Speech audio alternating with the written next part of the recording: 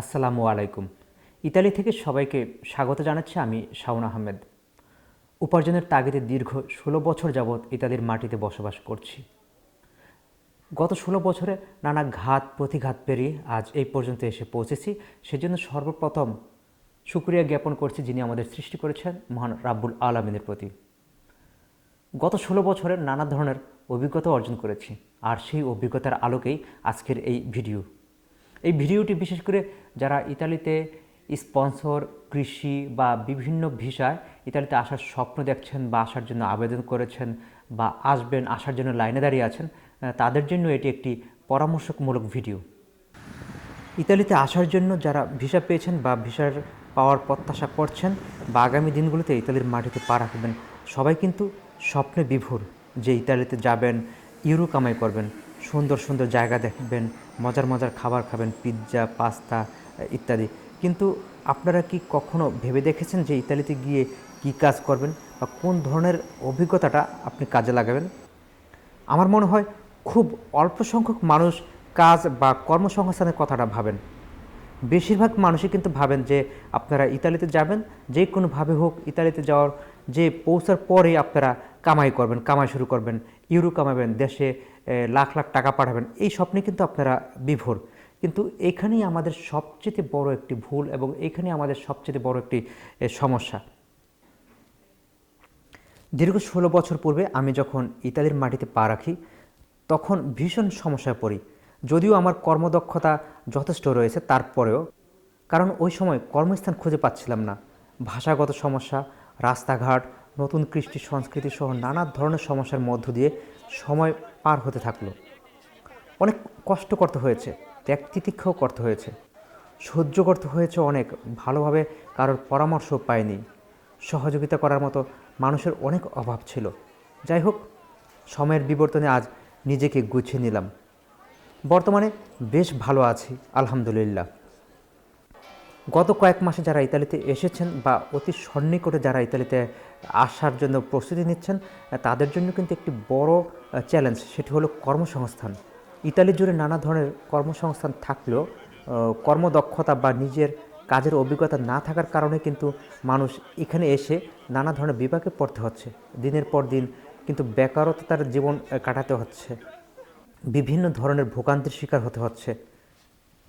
তো আমার এই ভিডিওটি যে যারা আসবেন তাদের জন্য, তারা যেন এই দেশে এসে কোনো ভোগান্তির শিকার হতে না হয়, কোনো বেকার জীবনযাপন করতে যেন তাদের না হয়, কোনো সমস্যা ফেস করবেন এই ধরনের সমস্যা যেন না হয়, সেজন্যই কিন্তু আমি এই ভিডিওটি আপনাদের সামনে নিয়ে এসেছি। বিগত বছরগুলোতে বা গত কয়েক মাস আগে যারা ইতালিতে এসেছেন তাদের অনেকের সাথে আমার কথা হয়েছে, আমাকে ফোন দিয়েছে, আমাকে মেসেজ দিয়েছে। তাদের কণ্ঠস্বরে ছিল হতাশার স্বর। ভাই, অনেক আশা ভরসা নিয়ে ইতালিতে এসেছি, অনেক দিন হয়ে গেল কাজ পাচ্ছি না, একটা কাজের ব্যবস্থা করে দেন, আর পারছি না, ঋণগ্রস্ত হয়ে যাচ্ছি। কী করবো ভাই, নিরুপায় হয়ে আপনাকে ফোন দিলাম, যদি একটি কাজের ব্যবস্থা করে দিতেন। আমি যখন তাদের জিজ্ঞেস করি, ভাই আপনার কোনো ধরনের কাজের অভিজ্ঞতা আছে কি, বা দেশে কি কোনো ধরনের কাজ করতেন, উত্তরে বলেন, না ভাই, তেমন কোনো কাজের অভিজ্ঞতা নাই, দেশের রাজনীতির সাথে জড়িত ছিলাম, কাজের অভিজ্ঞতা অর্জন করতে পারিনি। তখন আমি তাদের বলি, ভাই আমি যে শহরে থাকি এই শহরটির নাম নাপোলি। এখানে বাংলাদেশিদের উপার্জনের অন্যতম মাধ্যম গার্মেন্টস প্রতিষ্ঠান।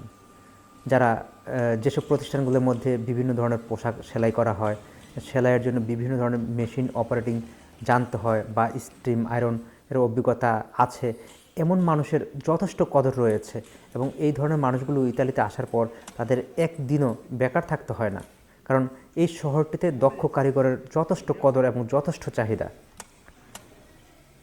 এবং আমার জানা মতে এই শহরটিতে গার্মেন্টস ফ্যাক্টরিতে যারা ভালোভাবে কাজ করছে, যাদের কাজের অভিজ্ঞতা আছে বা হয়েছে বা কাজ করতে করতে আজ ভালো কারিগর হিসাবে নিজেকে প্রতিষ্ঠা করতে পেরেছে, তাদের কিন্তু যথেষ্ট চাহিদা রয়েছে। এবং আমি যদি ভুল করে না থাকি, তারা কিন্তু ইতালির ইউরোতে কমপক্ষে ১,৫০০ ইউরো উপার্জন করতে সক্ষম হচ্ছে প্রতি মাসে, যা বাংলা টাকায় প্রায় ১.৫ লাখ টাকার উপরে।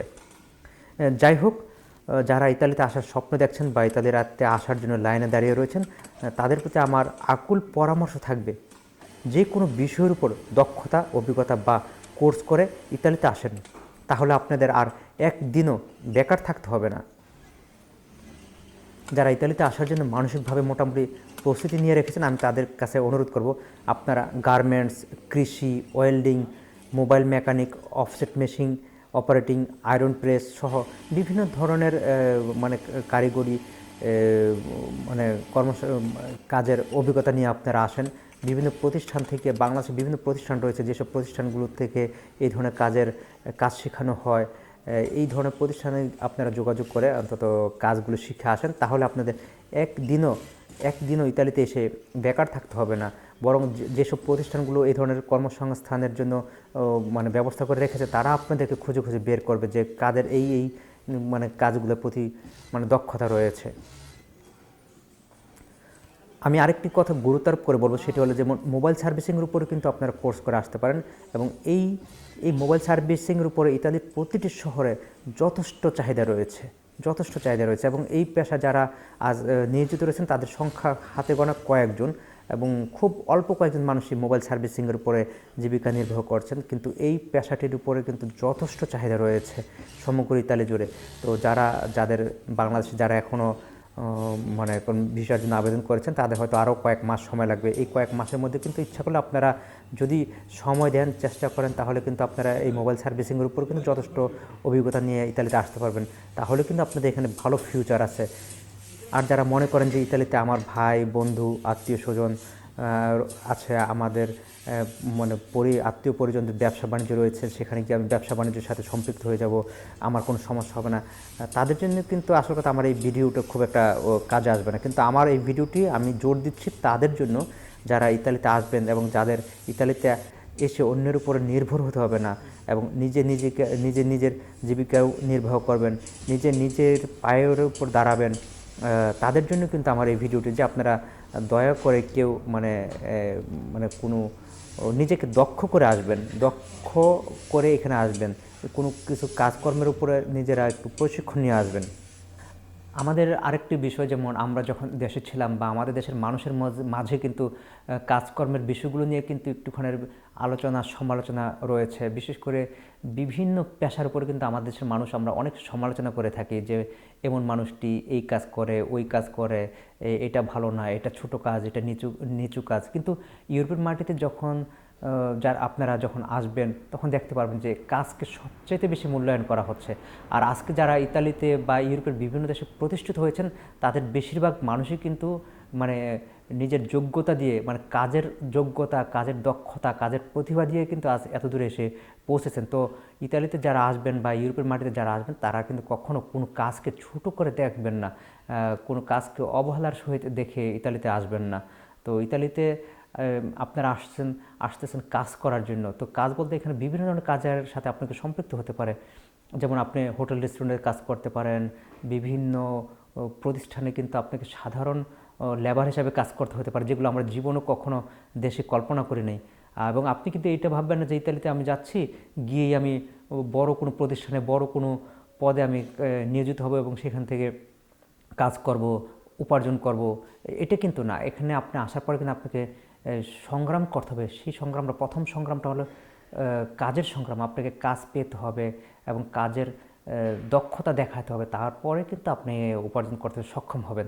তো আমি আপনাদেরকে আবারও বলতেছি যে আপনারা হতাশ হবেন না, আপনারা আসেন, বাট এসে যেন বেকার থাকতে না হয়, আপনাদের যেন সময় যেন নষ্ট না হয়, এবং কোনো মানসিক কোনো ব্যাগ যেন পোহাতে না হয়, কারোর উপর নির্ভরশীল হয়ে থাকতে না হয়। সেজন্য নিজেদেরকে গুছিয়ে নিয়ে আসবেন, একটু মানে কর্মদক্ষতা অর্জন করার চেষ্টা করে আসবেন। আমি কিন্তু আগেই বলেছিলাম যে ইতালিতে গার্মেন্টস শিল্পের উপর যথেষ্ট চাহিদা রয়েছে, এবং এই পেশায় যদি যেমন কীভাবে সেলাই করে, কীভাবে সেলাই করার বিভিন্ন যে মেশিনগুলো রয়েছে সেগুলো কীভাবে অপারেটিং করে, তারপর মোবাইল সার্ভিসিংয়ের কথা বলেছি। এই দেশে এগ্রিকালচারের যথেষ্ট চাহিদা রয়েছে। যারা এগ্রিকালচারের কাজ করতে চান, মানে কৃষি খাতে কাজ করতে চান, তাদেরও কিন্তু যথেষ্ট চাহিদা রয়েছে। তারাও কিন্তু মানে বাংলাদেশ থেকে বিভিন্ন ধরনের কাজের অভিজ্ঞতা নিয়ে আসতে পারেন, তাহলে কিন্তু এই দেশে এসে বেকার থাকতে হবে না। সর্বোপরি এই ইতালিতে যারা আসবেন, আসার স্বপ্ন দেখছেন এবং আসার জন্য প্রস্তুতি নিচ্ছেন, আসার একেবারে দ্বার প্রান্তে, তাদের জন্য আমি সময় সাপেক্ষে আরও কিছু ভিডিও নিয়ে আসবো, নতুনত্ব তথ্য নিয়ে আসবো। আমাদের সাথেই থাকবেন। সকলের সুস্বাস্থ্য কামনা করছি। সবাই ভালো থাকবেন, সুস্থ থাকবেন। আল্লাহ হাফেজ।